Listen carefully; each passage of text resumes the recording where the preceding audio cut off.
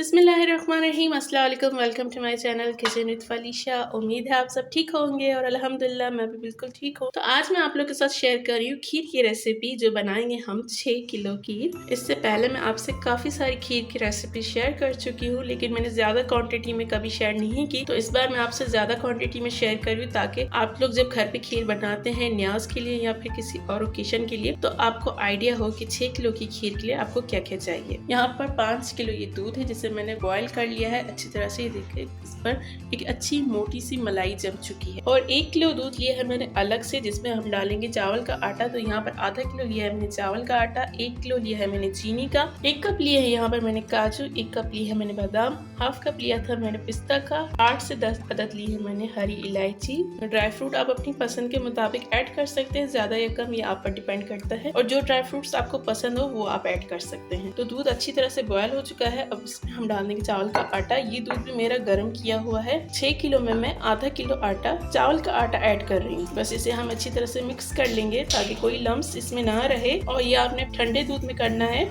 गर्म दूध ना हो। तो ये देखिए अच्छी तरह से मिक्स हो चुका है। अब हम थोड़ा थोड़ा करके हम इसमें दूध में ऐड कर देंगे और बस इसे हम इस तरह से चलाते रहेंगे। छोड़ना नहीं है, क्योंकि चावल है, चावल नीचे एकदम से बैठ जाते हैं और वो सारे नीचे स्टिक हो जाएंगे। तो बस हमें इसे खीर को चलाते रहना है मीडियम फ्लेम पे। 15 मिनट के अंदर ये गाढ़ी होना स्टार्ट हो जाएगी। तकरीबन हम इसे 1 घंटे तक पकाना है। इसमें डाल देंगे इलायचियाँ। इलायची का पाउडर भी ऐड कर सकते हैं, लेकिन जो साबुत इलायची होती है उसका टेस्ट बहुत अच्छा आता है, तो इसलिए मैंने साबुत इलायची ऐड की है। और बस इसे हम 15 मिनट तक अच्छी तरह से पकाते रहेंगे, जबकि चम्मच को आपने छोड़ना नहीं। उसके बाद हम इसे मीडियम फ्लेम पर रख देंगे पकने के लिए। तो ये देखिए 15 मिनट तक पकाते हुए कितनी गाढ़ी हो चुकी है। अब इसमें हम ऐड कर देंगे चीनी।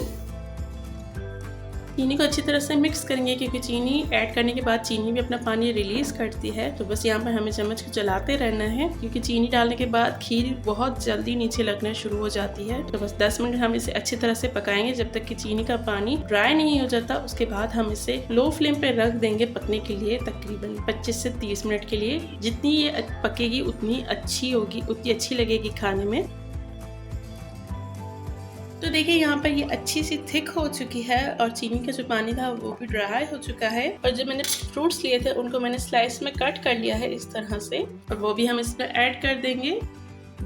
आधे हम बचा लेंगे ऊपर से गार्निशिंग के लिए, और इन्हें भी हम मिक्स कर लेंगे।